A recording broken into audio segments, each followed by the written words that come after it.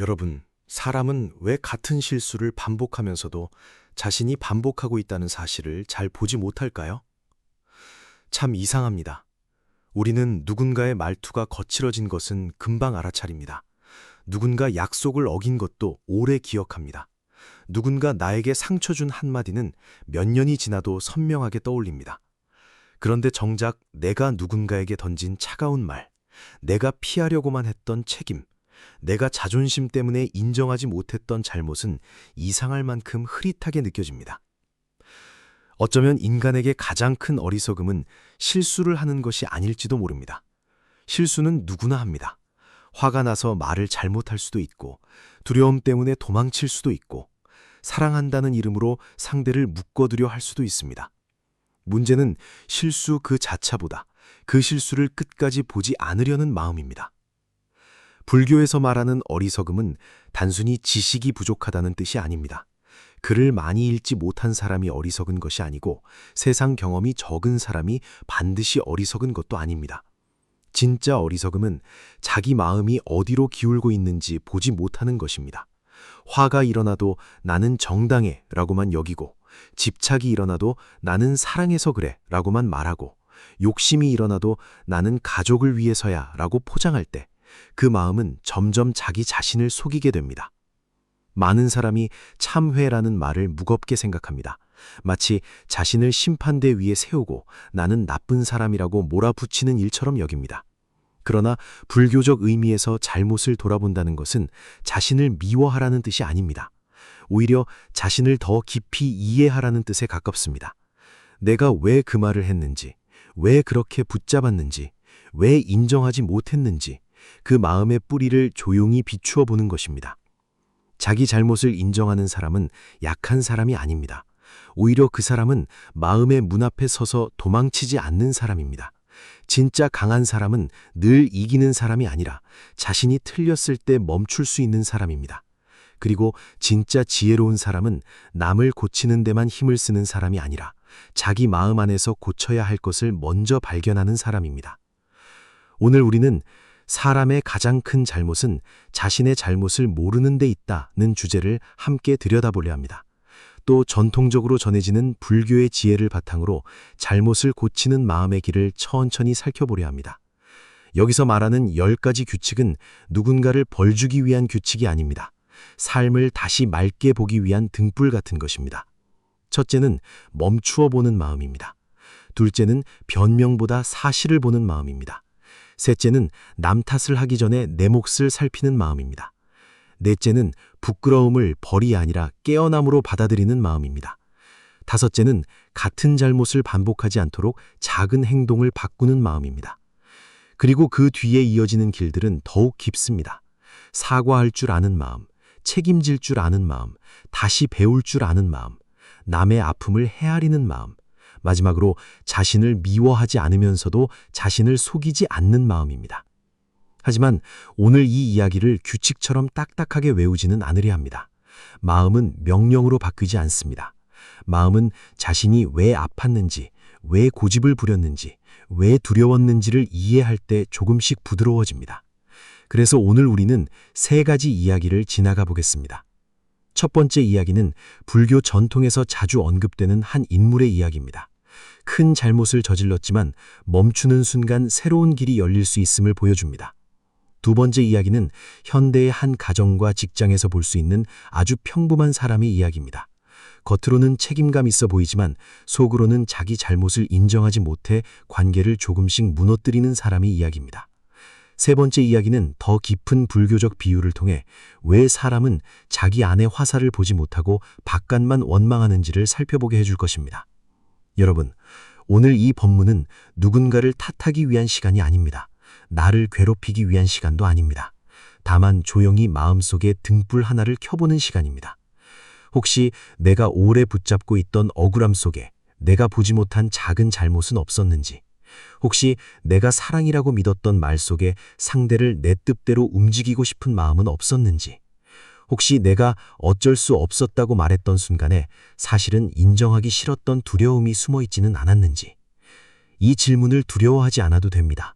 자기 잘못을 보는 일은 마음이 무너지는 일이 아니라 마음이 다시 정직해지는 시작입니다.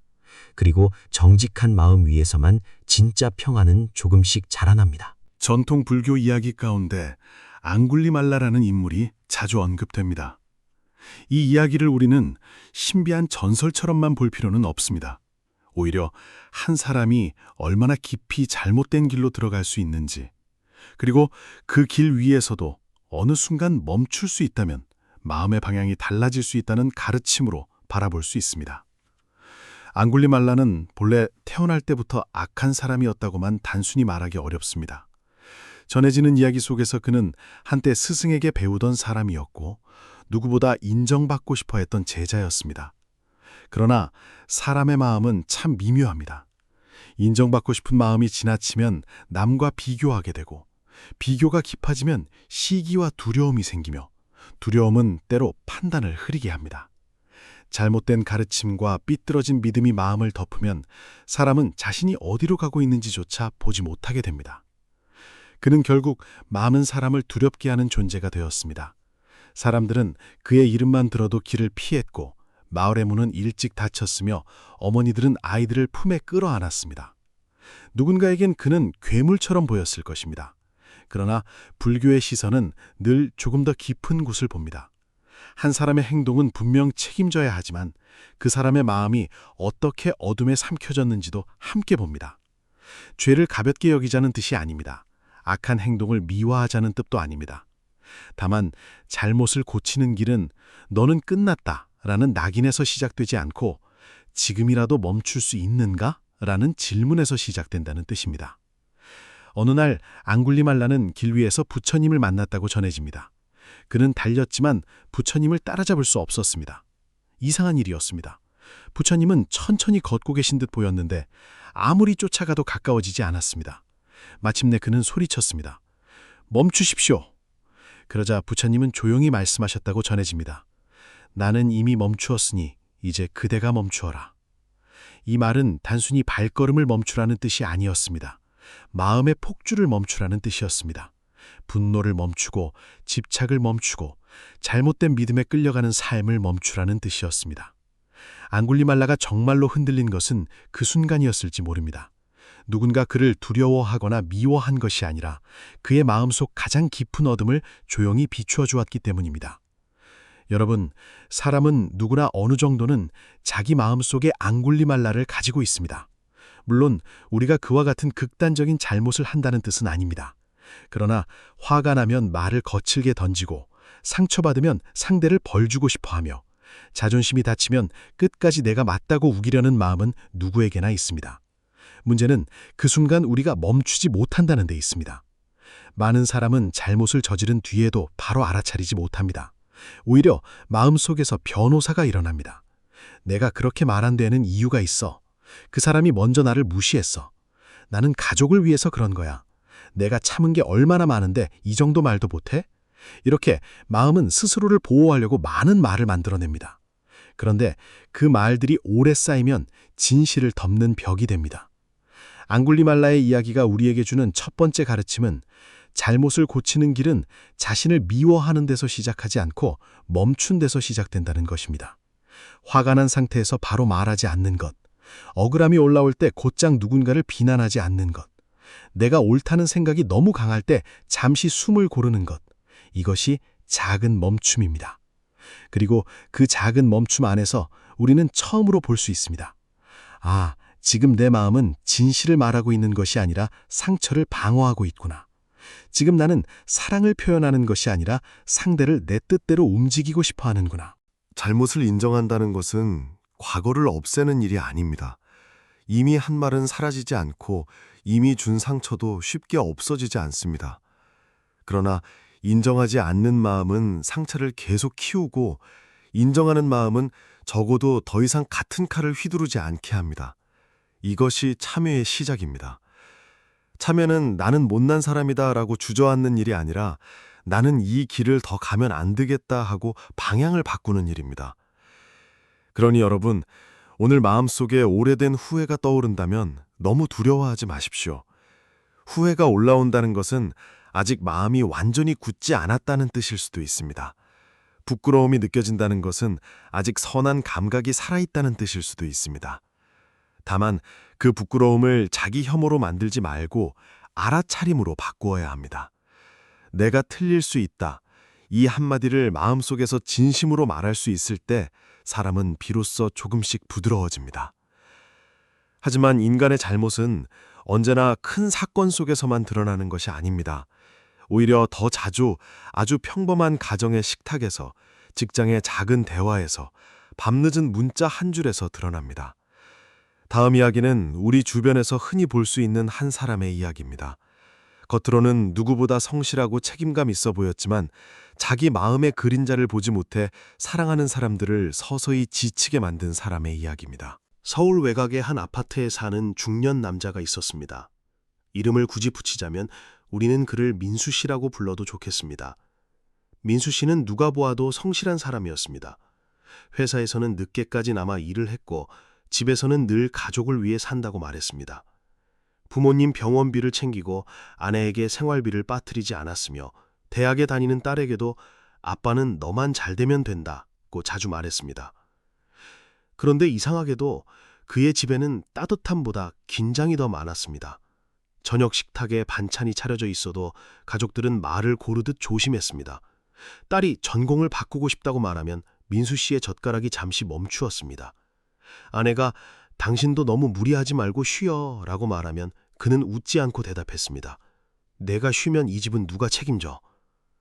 겉으로 들으면 책임감 있는 말처럼 보입니다.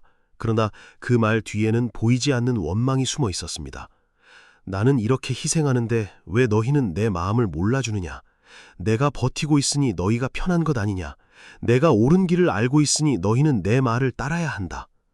민수 씨 야신도 그것이 원망인지 몰랐습니다. 그는 단지 사랑이라고 믿었습니다. 가족을 위한 걱정이라고 믿었습니다. 그러나 그 사랑은 점점 가족들의 숨을 좁게 만들었습니다. 어느 밤 딸이 조용히 방문 앞에 서서 말했습니다. 아빠, 저는 아빠가 싫은 게 아니에요. 그런데 아빠 앞에 서면 늘 시험 보는 사람 같아요. 그 말에 민수 씨는 크게 화를 냈습니다. 내가 너를 위해 얼마나 고생했는데 내가 그런 말을 할 수 있어? 딸은 더 말하지 못했습니다. 방으로 들어가 문을 닫았고 그 문이 닫히는 소리가 민수 씨 마음속 어딘가를 세게 건드렸습니다. 그날 밤 그는 거실에 혼자 앉아 있었습니다. 텔레비전은 켜져 있었지만 아무 소리도 들리지 않는 것 같았습니다. 식탁 위에는 식어버린 국이 있었고 휴대전화에는 회사 단체 메시지가 계속 올라오고 있었습니다. 그는 문득 심각했습니다. 내가 정말 가족을 위해 산 것일까? 아니면 가족이 내 희생을 알아주기를 바란 것일까? 이 질문은 쉽지 않습니다. 사람은 자신이 나쁜 의도로 한 일보다 좋은 의도로 한 일을 더 인정하기 어려워합니다. 왜냐하면 좋은 의도 뒤에 숨어있는 집착을 보는 것은 매우 아프기 때문입니다. 나는 너를 위해서 그랬다는 말은 때로 진심입니다. 그러나 그 진심 안에 그러니 너는 내 뜻대로 살아야 한다는 마음이 섞이면 그 순간 사랑은 부담이 됩니다. 여러분, 우리가 저지르는 잘못 가운데 가장 알아차리기 어려운 것은 나쁜 얼굴을 하고 오지 않습니다. 오히려 좋은 부모의 얼굴, 책임감 있는 배우자의 얼굴, 성실한 직장인의 얼굴, 착한 자녀의 얼굴을 하고 옵니다. 그래서 더 무섭습니다. 남을 해치려는 의도가 없었기 때문에 우리는 쉽게 말합니다. 내가 뭘 그렇게 잘못했는데? 그러나 불교적으로 마음을 본다는 것은 겉모양만 보는 것이 아닙니다. 말이 부드러웠는지 거칠었는지만 보는 것도 아닙니다. 그 말이 어떤 마음에서 나왔는지를 보는 것입니다. 걱정이라는 이름 뒤에 두려움이 있었는지, 조언이라는 이름 뒤에 통제가 있었는지, 희생이라는 이름 뒤에 인정받고 싶은 갈증이 있었는지를 조용히 살펴보는 것입니다. 민수 씨가 처음부터 나쁜 사람이었던 것은 아닙니다. 그는 정말 가족을 사랑했습니다. 다만 자신의 사랑 안에 섞인 두려움을 보지 못했습니다. 가난했던 어린 시절의 기억, 실패하면 무너질 것 같은 불안, 가장으로 인정받고 싶은 마음, 자녀가 다른 길을 가면 자신이 틀린 삶을 산 것처럼 느껴지는 두려움이 그의 말과 표정 속에 숨어 있었습니다. 그는 가족을 지키고 있다고 믿었지만 사실은 자신의 불안을 가족에게 나누어 지우고 있었던 것입니다. 그 후 민수 씨가 하루아침에 달라진 것은 아닙니다. 사람의 습관은 오래된 강물 같아서 한 번 마음먹었다고 즉시 방향을 바꾸지는 않습니다. 그러나 그는 어느 날부터 딸의 말을 끝까지 듣는 연습을 했습니다. 아내가 조용히 말할 때 바로 반박하지 않고 숨을 한 번 쉬었습니다. 내가 너희를 위해서라는 말이 목까지 올라올 때 잠시 멈추고 스스로에게 물었습니다. 지금 나는 사랑을 말하려는가 아니면 내 서운함을 돌려주려는가? 이 작은 질문 하나가 그에게 첫 번째 참회가 되었습니다. 사과는 말로만 하는 것이 아닙니다. 같은 상황에서 예전처럼 반응하지 않으려는 노력이 사과의 몸이 됩니다. 책임은 큰 선언으로만 지는 것이 아닙니다. 오늘의 말투를 조금 낮추고 상대의 침묵을 억지로 열려고 하지 않고 내가 틀렸을 가능성을 마음 한쪽에 남겨두는 것이 책임의 시작입니다. 여러분, 많은 관계가 사랑이 부족해서만 무너지는 것은 아닙니다. 사랑은 있었지만 그 사랑을 비추어 보는 지혜가 부족해서 아파집니다. 우리는 때로 상대를 고치려 하면서 정작 자신의 마음은 보지 못합니다. 상대가 변해야 한다고 말하면서 내 안의 두려움과 집착은 그대로 둡니다. 그래서 불교는 우리에게 먼저 마음을 보라고 말합니다. 바깥의 사람을 이기기 전에 내 안에서 거칠게 날뛰는 마음을 알아차리라고 말합니다. 그리고 여기서 우리는 더 깊은 질문으로 나아가야 합니다. 잘못을 안다는 것은 단지 내가 미안하다고 말하는 데서 끝나지 않습니다. 정말로 고치려면 마음이 왜 그렇게 붙잡고 있었는지를 알아야 합니다. 그래서 다음 이야기는 우리에게 한 걸음 더 깊은 곳을 보여줍니다. 전통 불교에서 전해지는 독화살의 비유입니다. 이 이야기는 우리가 왜 고통 속에서도 정작 뽑아야 할 화살은 보지 못하고 끝없이 바깥만 묻고 따지는지를 조용히 일깨워줍니다. 전통 불교에서 자주 이야기되는 비유 가운데 독화살의 비유가 있습니다. 이 이야기는 어떤 사람이 독이 묻은 화살을 맞았을 때를 떠올리게 합니다. 그 사람은 고통 속에 쓰러져 있고 곁에 있는 이들은 빨리 화살을 뽑고 상처를 치료하려 합니다. 그런데 그가 말합니다. 잠깐, 이 화살을 누가 쏘았는지 먼저 알아야겠습니다. 그 사람의 이름은 무엇입니까? 어느 마을 사람입니까? 키는 얼마나 크고 어떤 집안 출신입니까? 이 화살은 어떤 나무로 만들었고 깃털은 어떤 새의 것입니까? 여러분, 물론 세상에는 알아야 할 일들이 있습니다. 원인을 살피는 것도 중요하고 책임을 분명히 하는 것도 필요합니다. 그러나 독이 몸 안으로 퍼지고 있는 순간 가장 먼저 해야 할 일은 끝없는 질문이 아니라 화살을 뽑는 일입니다. 이 비유가 우리에게 말해주는 것은 진실을 외면하라는 뜻이 아닙니다. 다만 고통 속에서 우리가 자주 빠지는 한 가지 습관을 보여줍니다. 상처를 치료하기보다 상처를 붙들고 계속 묻고 따지는 마음입니다. 왜 그 사람이 나에게 그런 말을 했을까? 왜 나는 늘 이런 일을 겪을까? 왜 아무도 내 마음을 몰라줄까? 왜 나는 그때 그렇게밖에 하지 못했을까? 이런 질문은 처음에는 자연스럽습니다. 상처받은 마음은 이유를 찾고 싶어 합니다. 하지만 어느 순간부터 질문은 지혜가 아니라 집착이 되기도 합니다. 이유를 찾는 것 같지만 사실은 고통을 놓지 못하는 마음이 같은 자리를 맴도는 것입니다. 자신의 잘못을 보지 못하는 사람도 이와 비슷합니다. 누군가가 조용히 말합니다. 그때 당신의 말이 나에게 상처가 되었어요. 그러면 우리는 바로 화살을 뽑기보다 화살의 재료를 따지기 시작합니다. 그럼 당신은 나한테 잘한 게 있어? 내가 왜 그렇게 말했는지 몰라? 당신이 먼저 나를 무시했잖아. 그 정도 말도 못 견디면 어떻게 살아? 이렇게 대답하는 순간 마음은 상처를 바라보는 것이 아니라 자신을 방어하는 데 바빠집니다. 불교에서 알아차림이란 마음속에서 일어나는 이런 움직임을 보는 것입니다.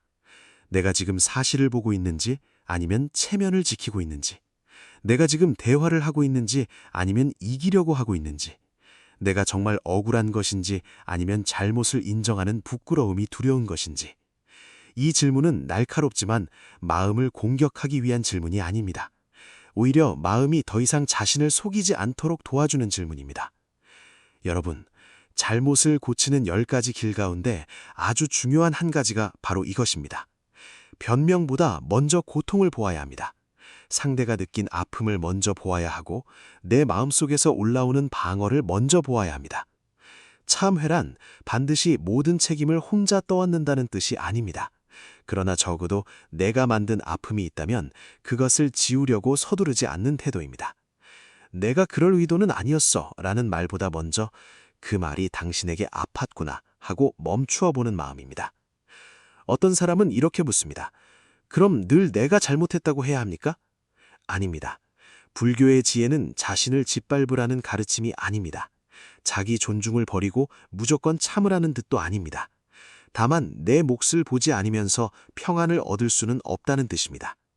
상대에게도 책임이 있을 수 있습니다. 상황이 복잡했을 수도 있습니다. 그러나 그 안에서도 내가 한 말, 내가 피한 대화, 내가 던진 침묵, 내가 반복한 습관은 나의 수행자리입니다. 독화살의 비유가 깊은 이유는 우리에게 먼저 뽑아야 할 화살이 무엇인지 묻기 때문입니다. 어떤 사람에게 그 화살은 분노입니다. 어떤 사람에게는 자존심입니다. 어떤 사람에게는 나는 절대 틀리지 않았다는 고집입니다. 또 어떤 사람에게는 늘 착한 사람으로 보이고 싶은 마음입니다. 겉으로는 선해 보이는 마음도 자기 잘못을 보지 못하게 하면 독이 됩니다. 진정한 참회는 과거를 붙잡고 자신을 벌하는 일이 아닙니다. 독화살을 오래 들여다보며 왜 맞았을까만 되풀이하는 것도 아닙니다.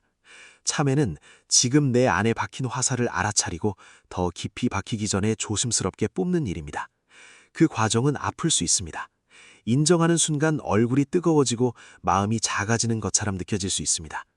그러나 그 부끄러움을 통과해야 마음은 조금씩 맑아집니다. 세 가지 이야기를 나란히 놓고 보면 우리는 하나의 길을 보게 됩니다. 앙굴리말라의 이야기는 멈춤의 지혜를 보여주었습니다. 민수 씨의 이야기는 좋은 의도 뒤에도 보지 못한 집착이 숨어 있을 수 있음을 보여주었습니다. 독화살의 비유는 고통 속에서 가장 먼저 보아야 할 것이 남의 잘못만이 아니라 내 안에 박힌 방어와 고집이라는 사실을 일깨워줍니다. 결국 사람이 바뀌는 순간은 누군가를 완전히 이겼을 때가 아닙니다. 세상이 내 억울함을 모두 알아주었을 때도 아닙니다. 아주 조용한 순간 마음속에서 이런 말이 떠오를 때입니다. 아, 나도 틀릴 수 있구나. 나도 누군가를 아프게 할 수 있구나. 그러니 이제는 다르게 해보자. 이 한마디가 작아 보여도 그 안에는 큰 수행의 문이 열려 있습니다. 이제 우리는 이 세 이야기를 바탕으로 조금 더 깊이 살펴보려고 합니다. 왜 사람은 자기 잘못을 보기 어려운지, 그리고 어떻게 해야 자신을 미워하지 않으면서도 정직하게 고칠 수 있는지 그 길을 천천히 함께 걸어가 보겠습니다. 이제 새 이야기를 조용히 한자리에 놓아보면 하나의 길이 보입니다. 앙굴리말라의 이야기는 우리에게 멈춤을 가르쳐 주었습니다. 아무리 잘못된 방향으로 걸어가고 있어도 어느 순간 내가 지금 무엇을 하고 있는가 하고 멈출 수 있다면 그곳에서 변화가 시작될 수 있습니다. 민수 씨의 이야기는 좋은 의도 뒤에도 두려움과 집착이 숨어 있을 수 있음을 보여주었습니다. 가족을 위한다고 말했지만 사실은 인정받고 싶은 마음과 통제하려는 마음이 섞여 있었던 것입니다. 그리고 독화살의 비유는 우리에게 묻습니다. 지금 그대는 상처를 치료하고 있는가, 아니면 변명으로 화살을 더 깊이 밀어 넣고 있는가? 여러분, 불교에서 말하는 참회는 자신을 미워하는 일이 아닙니다. 나는 왜 이렇게 못났을까 하고 마음을 때리는 것도 아닙니다. 참회는 마음을 정직하게 보는 일입니다. 내가 한 말이 누군가에게 아픔이 되었는지, 내가 사랑이라고 믿은 행동 안에 상대를 내 뜻대로 움직이고 싶은 마음은 없었는지, 내가 책임이라고 부른 것 안에 원망이 숨어 있지는 않았는지 살펴보는 것입니다. 잘못을 고치려면 먼저 내 손 안에 있는 것과 없는 것을 구분해야 합니다. 상대가 나를 바로 용서하는 것은 내 마음대로 되지 않습니다. 과거를 없던 일로 만드는 것도 불가능합니다. 그러나 오늘 내가 같은 말투를 반복하지 않는 것, 변명하기 전에 상대의 아픔을 듣는 것, 사과 뒤에 또 다른 요구를 붙이지 않는 것은 내 손 안에 있습니다. 사과는 상대를 빨리 바꾸기 위한 도구가 아닙니다. 내가 사과했으니 이제 너도 풀어야 해 라고 말하는 순간 그 사과 안에는 또 다른 집착이 들어갑니다. 진짜 사과는 상대에게 시간을 허락합니다. 그리고 나 자신에게도 다시 배울 기회를 줍니다. 또 하나 중요한 수행은 마음속에 반드시를 내려놓는 것입니다. 부모는 반드시 나를 이해해야 한다. 자녀는 반드시 내 뜻을 알아야 한다. 배우자는 말하지 않아도 반드시 내 마음을 알아야 한다. 이런 생각이 많아질수록 관계는 무거워집니다. 기대가 나쁜 것은 아닙니다. 그러나 기대가 명령이 되면 사랑도 고통이 됩니다. 화가 나서 긴 메시지를 보내고 싶을 때 잠시 숨을 쉬어 보십시오. 그리고 물어보십시오. 나는 지금 이해받고 싶은가? 아니면 상대가 죄책감을 느끼게 하고 싶은가? 이 질문 하나가 마음의 방향을 바꿉니다. 부모를 걱정할 때도 물어보십시오. 이 걱정 안에는 사랑이 많은가, 두려움이 많은가? 사랑은 손을 잡아주지만 두려움은 손목을 움켜쥡니다. 마지막으로 자신을 속이지 않되 자신을 버리지 않는 마음이 필요합니다. 나는 잘못했다. 그러나 나는 고칠 수 있다. 이 두 문장이 함께 있어야 합니다. 앞에 문장만 있으면 절망이 되고 뒤에 문장만 있으면 변명이 됩니다. 둘이 함께 있을 때 책임과 자비가 만납니다.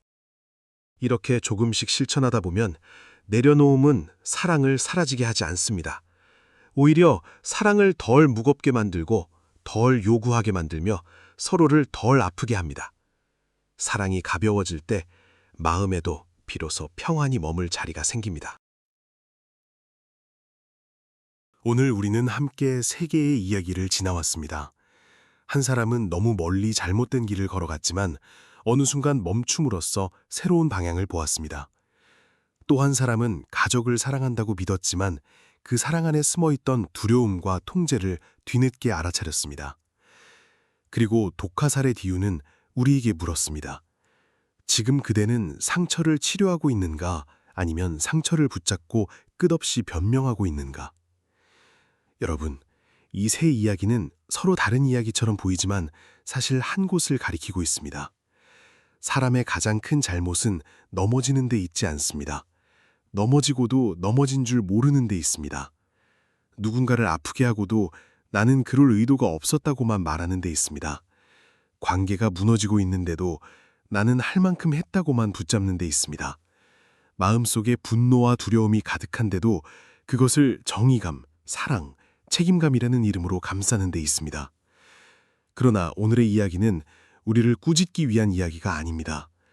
불교의 지혜는 사람을 부수려고 하지 않습니다. 오히려 마음속에서 이미 지쳐있는 사람에게 조용히 등불을 건넵니다. 그대가 잘못한 것이 있다면 볼 수 있다. 볼 수 있다면 멈출 수 있다. 멈출 수 있다면 조금씩 달라질 수 있다. 이것이 참여의 따뜻한 힘입니다.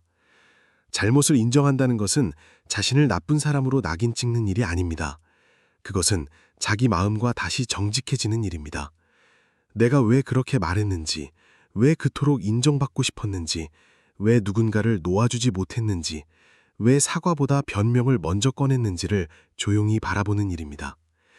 그렇게 바라보는 사람은 이미 과거의 자신과 조금 달라진 사람입니다. 우리는 오늘 마음을 고치는 길도 살펴보았습니다.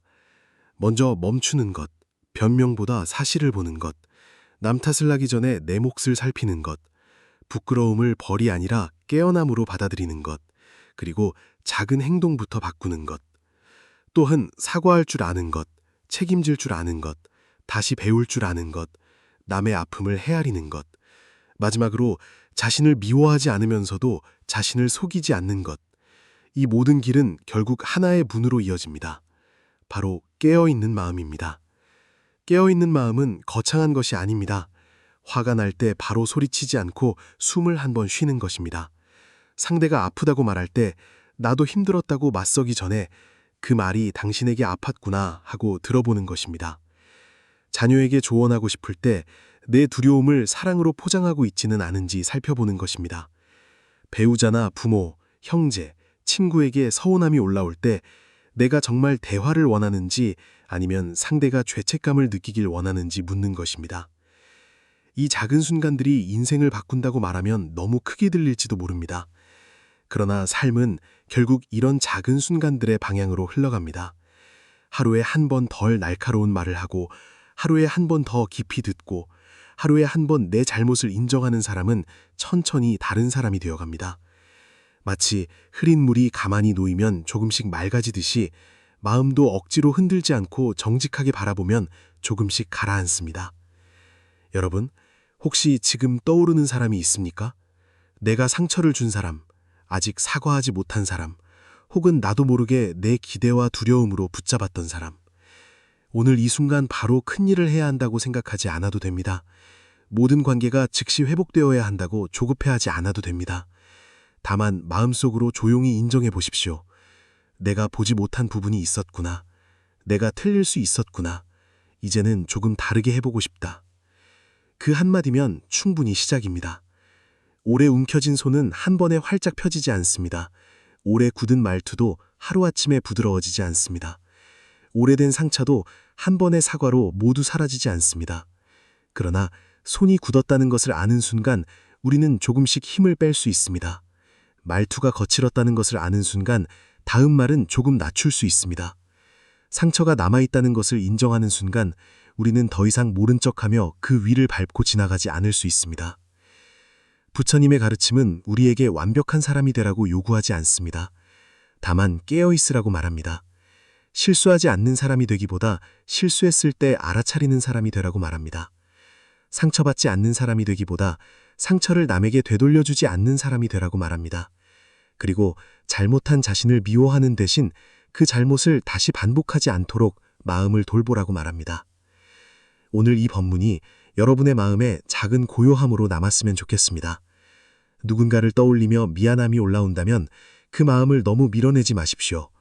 그것이 여러분을 벌하러 온 것이 아니라 더 따뜻한 사람이 될 수 있도록 문을 두드리는 것일지도 모릅니다. 그리고 자신에게도 이렇게 말해 주십시오. 나는 잘못할 수 있는 사람이다. 그러나 나는 배울 수 있는 사람이다. 나는 넘어질 수 있는 사람이다. 그러나 다시 일어나는 길을 선택할 수 있는 사람이다. 만약 오늘의 이야기가 마음에 조용히 닿았다면 댓글로 여러분이 지금 내려놓고 싶은 한 가지 마음을 남겨보셔도 좋습니다. 이 이야기가 필요한 사람이 떠오른다면 그분에게 조심스럽게 나누어 주셔도 좋습니다.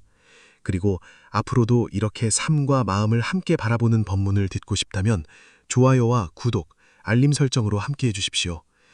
여러분의 하루가 완벽하지 않아도 괜찮습니다.